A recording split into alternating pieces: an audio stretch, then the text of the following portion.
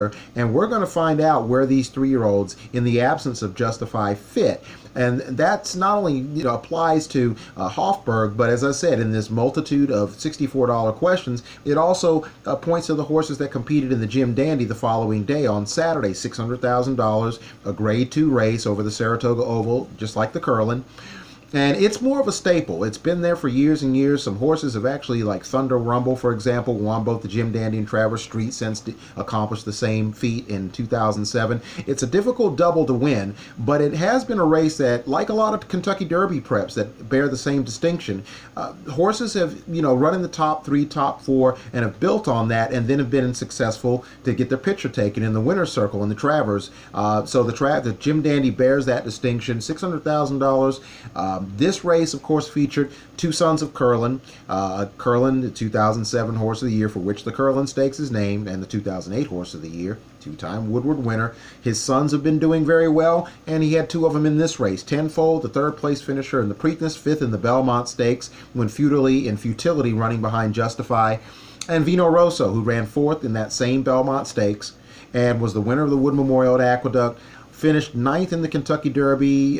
Sustained what we would call surface injuries, a lot of mud in his face, and it took a little while to get all the mud out of his eye. He was freshened up for the Belmont. He ran a very credible 4th, and we'll talk a little bit more about that performance when ranking these top 10 3-year-olds in the absence of Justify. That system is being obviously readjusted with his retirement, and we'll talk about that.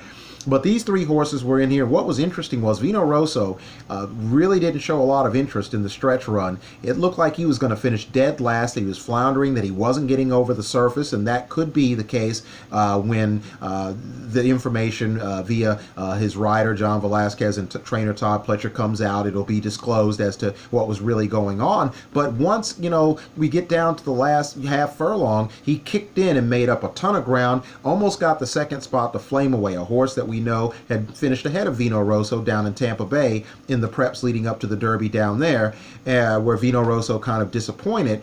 And Flame Away was the speed in the race, and Tenfold, who was sort of a tepid co-favorite with Vino Rosso, 3rd in the Preakness, 5th in the Belmont, trained by Steve Asmussen.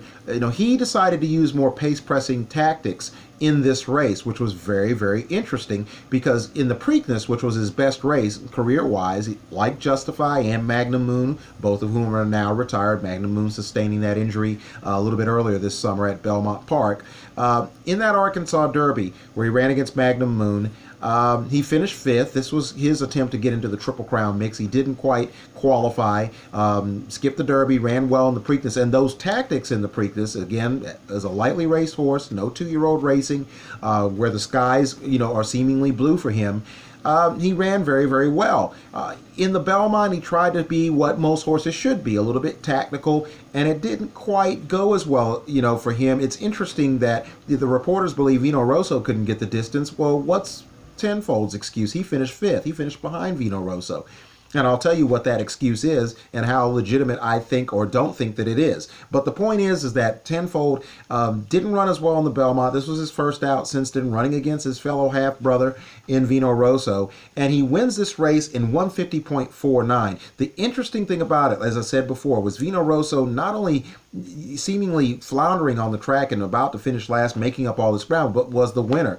Is Tenfold decided to employ those tactics, and he ended up almost biting the bullet in the stretch. He really tired out, and he also drifted almost all the way out to the outer rail with the Saratoga grandstand, and it looked more like he was interested in getting hot dogs and sharing liquored drinks and getting blunted with the Saratoga attendants than sticking to staying, focused at the front of the racetrack. But according to Steve Asmussen and his rider Ricardo Santana, the horse got distracted by the tote board or by the video screen, or perhaps what I aforementioned, people drinking and smoking and doing all the things that fans having a good time at the racetrack were doing. But this is something that is going to cannot be an issue in the Travers. Number one, it can get you disqualified whether you win, lose, or draw, and can impact the race and be dangerous. Number two, it certainly doesn't help your chances to win a race like the Travers or subsequently any of the other big events, which includes the Breeders' Cup Classic, if Tenfold can qualify by running well enough. And he, in this race, it's a free roll of the dice being a prep. It isn't the Travers, no more than if he had done this in the Arkansas Derby prior to the Kentucky Derby. Let's see if we can develop the horse, develop a bit of a style, see if we can build off of it. It also allows him to, as Asmussen would say, blow out the lungs and get a fitness test. Now, whether that's going to backfire and crash and burn on him going into the Travers, where you have no horse left after employing these tactics, where you're not fit but you're fatigued, you're more fatigued than fit, that's going to be, as I said, another one of those $64 questions. There is a good possibility that even despite these royal, regal, and coveted pedigrees, and particularly the one that I'm talking about, Tenfold being by Curlin, just like Vino Rosso and just like Good Magic, who we're going to talk about here in a couple seconds, another son of Curlin. It's interesting that, I think that people become marinated and become enamored and hypnotized by those pedigrees, and it can have an overbearing in influencing you in terms of how far a horse can run. And sometimes horses just don't want to. You have to look at the analytics for what it is, the running style, and how the horse reacted. And right now, there's a question mark on whether Tenfold can get the 10 furlongs. Some would say, well, Vino Rosso didn't win either, but he was coming on in the stretch. But that's another trap. Closing horses have a tendency to, be looked at as prime candidates to want the added distance. And sometimes the added distance just makes it that much more difficult to come from behind and make up ground. And as Jerry Bailey, our esteemed colleague at NBC, once said, there's something about closers, and I'm paraphrasing, closers winning a lot. It's very, very rare. And so to quote Jerry directly, because number one, you got to overcome pace or get pace and then overcome traffic. So it's very, very tough for a dead deep closer to win a lot. It's not impossible for them to get checks, though, and hit the board. And Vino Rosso is probably one of those kind of horses. I really think that, to me, it felt like that he's ready to run in the Travers, that he will appreciate the distance, but I just don't know if he's tactically going to be able, even if Tenfold gets first run or anyone else in this race, he's going to be able to make up the ground to not only win but hit the board. And will he have that turn of foot that he had in the final stages of the Jim Dandy and the Travers? That's what I'm interested in, because he looked pretty good in the final stages, yet there's this diatribe, particularly amongst the New York press, that believe that Vino Rosso couldn't get the distance in the Belmont, and that, he came on late after horses tired out, and that there was an excuse for Tenfold after running these fractions against Flame Away, that he could be excused for getting tired. But I think that, anyone with any, common logic would say, you don't want to be drifting out that far, no matter how tired you get, because as I said before, you run the risk of getting other horses hurt. You run a tremendous, you compromise your chance or you certainly enhance your chances of having your number taken down.